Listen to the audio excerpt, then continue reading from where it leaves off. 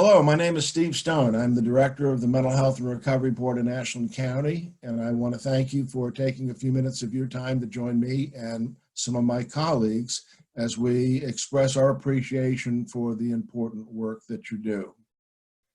Mental health boards across Ohio came together a few years ago because we wanted to make sure that you knew that your work wasn't taken for granted and what you do day in and day out to keep our community safe and thriving is greatly appreciated and not taken for granted. We are trying to expand our message this year to include not just our uniformed first responders and law enforcement, fire, EMTs, but also we want to acknowledge the work that's being done by our frontline healthcare providers, our mental health crisis workers, our children's services investigators, and many others who are working day in and day out to keep our communities safe. This year, we want to pay special attention to you and we want to encourage you to do the things that are so incredibly important to take care of yourself. You got into the field that you're in now because you care about other people, you want to support them, you want to do what you can to make life better for others. You do this through your work, you do this with your family, and you do this with your teammates and your partners. But we want to make sure that you don't overlook the importance of taking care of yourself. For the last few years, we have been working very hard to provide resources, training, and supports to our first responders. This year, we'd like to invite retired Lieutenant Steve Clicker from the Ohio State Highway Patrol, who's now the first responder liaison with the Department of Mental Health and Addiction Services, to share some of his thoughts about the importance of taking care of yourself when so much of your time and effort is focused on taking care of other people. We've appreciated the partnership that has developed between the Department of Mental Health and Addiction Services, particularly the work that Lieutenant Clicker has been doing all across the state and also here in Ashland County. He's well known now to our law enforcement and first responder community, and we thought it would be very fitting to invite Lieutenant Clicker back in and share some of his thoughts about what he sees as important and valuable and why it's self-care is seen as such an important and critical a message for all of you this morning. So with that, I'd like to turn it over and introduce my colleague, Lieutenant Steve Clicker from the Ohio Department of Mental Health and Addiction Services. Thanks for joining us, Steve. Thank you, Director Stone. I truly appreciate it. And for David Ross and the other folks at Ashland County, I really appreciate this opportunity to speak to the first responders. I'm very fortunate. I hold, I think, one of the best jobs in the state of Ohio, in that I am the first responder liaison to OMAS, as Director Stone said. And that gives me the opportunity to work and speak with Ohio's 100,000 plus first responders. And of course, that definition of first responders, as the director indicated, is constantly expanding. We have to be flexible with that. It is not only our law enforcement, fire, EMS, corrections, dispatch, but also our frontline medical personnel who have been on the very front edge of not only the opioid epidemic, but the COVID response, and just daily in their communities. And that also would include the folks that are, children's services and responding to emergencies within their communities. And that definition of first responder is constantly expanding, and I truly appreciate this opportunity to get to speak to you this morning. In law enforcement, one of the things that one of the speakers that we hear that speaks nationally is Colonel David Grossman. And Colonel Grossman often refers to law enforcement as sheepdogs. That we're out there, we're looking to protect our flock, we're out there, to do what we need to do to protect everybody. And I think that that definition applies to first responders across the board, not just law enforcement, but fire, EMS, corrections, dispatch, and again, those frontline medical personnel that are constantly on the front edge of taking care of their communities and responding to those calls for help and being part of their communities in addition to responding to those. The problem with being a sheepdog is this, and for those of us in the first responder community, our personalities and our culture is such that we are often so focused on taking care of others taking care of our communities, taking care of the folks we work with, certainly taking care of our families and friends, that very often we don't set aside any time to take care of ourselves. And this week, with it being First Responder Appreciation Week, which, by the way, is such a great program that is put together by the boards across the state of Ohio to appreciate and acknowledge the work done by first responders. And if there was ever a year where that was so appropriate, certainly 2020 has been challenging for everyone. And to have the boards take this time, take an entire week to thank the first responders in their communities for everything that they do throughout the year is wonderful. First responders don't get into what they do because they expect to become rich. They don't do it for a lot of other reasons. They do it because they have a strong sense of service. They want to serve their community. They want to keep their community safe. It's not a job. It is an absolute calling. It is a mission that they have. And they feel very strongly about that, and to have that acknowledged is wonderful. But I just want to talk to you guys for a couple of minutes, because we tend to forget ourselves when we're trying to take care of everything. And certainly this year, there's been a lot on our plate to try to take care of. Not that there wasn't before, but certainly this year has added to that. You know, for the last 4.5 years since I've been doing this, I've heard my agency doesn't care. And you know what? That's a true statement. Your agency doesn't care. There's not an agency that cares because it's incapable of caring. It can't care for you any more than your desk, any more than your radio, your car, any of the equipment you use. The agency was here before you. The agency will be here after you. And if heaven forbid something happened to any single one of us, the agencies would go on. They have to. That's what they do. And we've seen that time and time again, where we take that pause, but we have to continue with the mission. It is the people within the agency that care, the people within the communities that care. One of the things that I've tried very strongly to promote in my time with mental health and addiction services is a relationship between first responder agencies and their local mental health boards. You know, the mental health boards and the folks that serve on those boards and the resources that they have training, education, and resources that we in the first responder community do not have. And very often we're called upon to respond to calls that fall outside of our normal lane of traffic. So having a partnership with those boards, having a partnership with those mental health resources in our county gives us just another wonderful tool that we can use in order to serve our community. Conversely, the boards getting to know their first responder agencies, that gives them insight into a number of situations that those folks may not be aware of. I think of some of the great programs that are out there right now, such as Handle with Care, where when there's a situation in the community, there's a program that they're working on where the school is notified that an incident occurred at this child's home today. Handle this child with care. And confidential information is not divulged, but it just lets the school know, hey, there's something going on here and we need to be mindful of taking care of special attention maybe today to make sure that this child is taken care of. Those are cooperative efforts between mental health and first responders. And, you know, you constantly hear of calls where fire, EMS, law enforcement, you know, are called to a situation that is really kind of outside of their normal area of expertise. And having those relationships with those boards gives you that person that you can call, and they're not a stranger, and you know them and they know you. Ashland County is so fortunate into having such a great relationship between first responder agencies and their board. Director Stone and David were kind enough to invite me up to speak a couple of times. And when I looked out at the room, there was such a variety of uniforms. There was all the agencies in the area, including dispatch, were in that room together, working together towards a common goal.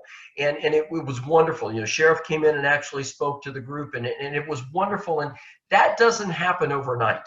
That is a cooperative effort that has been established by the boards and first responder agencies working together for the betterment of the Ashland County community. And Ashland County is better because of that. And there are some other counties across the state of Ohio that we work with that have also worked very hard to develop those relationships. And relationships is what it's all about. So I want to talk to you guys for just a second about why it's important that you're taking care of you. And if you needed to be reminded, maybe this is the week to think about it. You know, you've got responsibilities to your family, you've got responsibility to your friends, your coworkers, your agency, and certainly to your community. You can't be that if you're not taking care of yourself, if you're not getting enough rest. And I know that, you know, working shift work is difficult. I worked shift work for years. I worked midnights. I worked relief, which was all 3 shifts in a week. I worked all those for all those years. And I know that getting proper rest and downtime can be difficult, especially when you're balancing work and home. But we have to make a point to take that time to get ourselves that rest, get ourselves that downtime. Disconnect from electronics. And it's funny that I'm saying that because I'm asking you to watch this video. But when you're not doing something like that and you're not watching training videos or something like that, give yourself that disconnect time. When all of this started, I was glued to the news. I immediately started working from home. I didn't have a lot on my plate yet, and I focused on the news. And folks, let me help you. The news is the same 3 minutes over and over and over again. They just make it a little more dramatic every time they say it. But we've got to disconnect from that. We've got to disconnect and spend time on ourselves, spend time on our families and on our friends. You know, go out and throw the ball with your kids. Go out and play with your dog. Go for a walk with your spouse or your significant other. Go out and just walk around and see friends. And that's not violating any physical distancing that we need to do. That's, you know, we're just getting out and we're seeing folks, but we need to get better rest. Guys, we got to eat better. We just do. In the beginning of my career, I lived on caffeine-free diet, Pepsi, and M&Ms. And I thought there was absolutely nothing wrong with that diet. It worked pretty good for me. But as we get older, we realize that we need to eat better. And don't blame your shift. Don't blame the agency. I don't care if you work midnights or whatever. You can eat better than you do. And if you do, you know, decide to eat junk, don't blame the agency. Don't blame anybody else. That's your call to eat junk. But the better we can get rest, the better we can eat, the more downtime we can take from electronics and television and our iPads and everything else, the better. You know, sleep is so vitally important. Years ago, there was a really great movie out called For Love of the Game. And it was a sports movie featuring Kevin Costner, and he played an aging pitcher towards kind of the end of his career. And you could tell that he had been kind of an all-star through most of his career, but age was catching him. And one of the things that he did in that movie that I thought was so great, and I like to use as an analogy, is when he would hear all the crowd noise and everybody screaming and their name calling and everything's going on, he would say to himself, reset the mechanism. And then everything would just die down. And his focus would be the catcher's mitt, the strike zone. And he blocked out everything else. And guys, as much as we can, especially as first responders right now, we've got to reset the mechanism. The communities support first responders, law enforcement, fire, EMS, corrections, dispatch. They support you far more than some folks would have you believe. They're there for you. They want you to be healthy. They want you to be safe. They want your families to be safe. And if we have to reset the mechanism, if we have to get more rest, if we have to eat better, if we have to take that downtime in order to serve our communities better, that's a good investment. That's what we need to do. And, you know, like I said, I've heard for years, my agency doesn't care. And it's incumbent upon us to take care of the folks that we work with, just like we take care of our communities. And that includes taking care of us. You know, when you're on an airplane, and the last time you were on an airplane, they were doing the safety briefing that nobody pays attention to, because we all know how to put a seatbelt together, and we all know that the exits are located here, here, and here. One of the things they talked about was in the event of an emergency, an oxygen mask will fall from the ceiling. Please put your oxygen mask on before you attempt to help anybody else. And the reason they say that is this: if you are out of the fight, if you're not at your 100%, you can't help anybody else. That's why they have that conversation with the person in the exit row, because they want to make sure that in the event of an emergency, when that call comes in, that you're ready to take care of what you need to be able to take care of.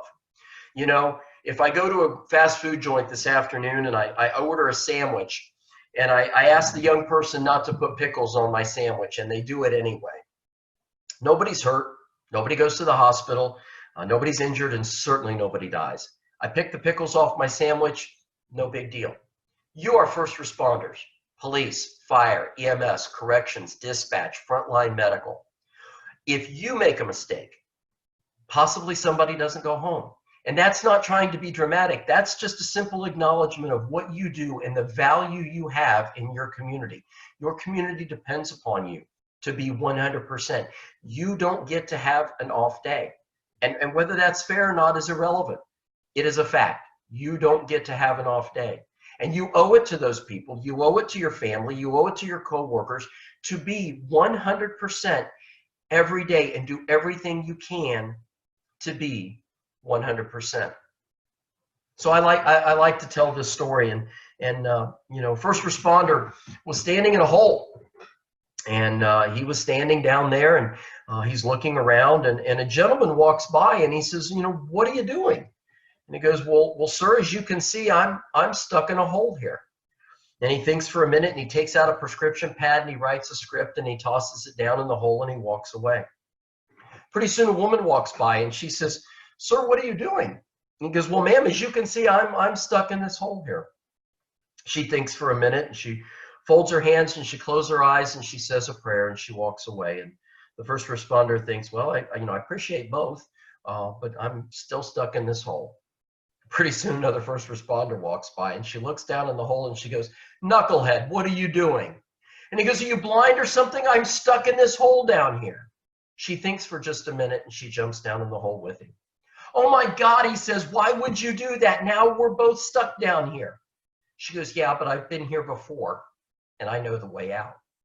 It's about taking care of each other. Don't ask for your agency to do it. Take care of yourself. Take care of the people you work with. Nobody knows what they're facing like you do. Take care of your community. They're counting on you. They depend upon you. And you know what? They appreciate and they respect the work you do way more than you know and way more than they say. They just know that you're there. You're on the other end of 911. You're at the emergency room. You've always been there. And whether they take it for granted or not is irrelevant. They do appreciate you being there. Let you not be there. Let you not be there tomorrow morning at 8 o'clock. And at 8:01, the entire community will know that our first responders aren't here. It'll take just that second for them to realize how important you are and why you need to be there. Take time this week to spend time with family. Take time this week to spend time on yourself. Play with your dog. Go ride your motorcycle. Do woodworking.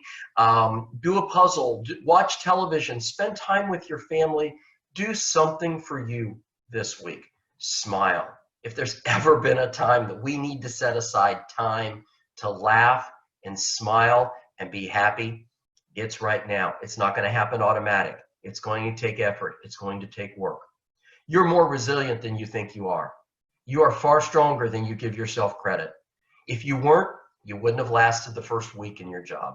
And you didn't do it because you were going to get rich, and you didn't do it for parades. You did it because you had no other choice. It was built into your DNA. It's always going to be in your DNA. You can't help it. Stop fighting it. Acknowledge it and embrace it. There's not many people that get to do what we do, folks. At the end of it, there aren't many people that get to serve their communities the way we do. And that's something that we should be appreciative of and have this opportunity to serve our communities. You folks in Ashland County are so fortunate to have such great first responders. You've got a great board in your county, those folks that truly care, and they're working very hard to make sure that Ashland County is as safe as it can possibly be. I appreciate Director Stone. I appreciate David and the folks up there. I absolutely appreciate the Sheriff's Department, the Highway Patrol, the Police Department, Fire and EMS services, your hospital, your frontline medical personnel, and your follow-up medical personnel, because once the frontline people take care of you, it's up to the folks upstairs to keep you. It's a combined effort. It's a team effort that makes Ashland County safe. I thank you so much for your time this week. I thank you for everything that you do as first responders. Please keep your chin up. Keep focused on what you're doing. Take care of yourselves. Work with your boards. Work with your partners. Take care of each other. I thank you so very much. Enjoy this week. Enjoy the opportunity to acknowledge what you do. Say hi and say thank you to another fellow first responder. Reach out, contact somebody that maybe you haven't talked to for a while. It's important that we maintain those social contacts in our communities and our families and friends. Guys, I thank you so much. Be very safe. Take care of yourself. And if there's anything that we can ever do, or Mr. Stone or Mr. Ross at the board, please don't ever hesitate to contact us. That's what we're here for, is to serve the community and do what we can to help you. Again, thank you so much. Take care and be safe.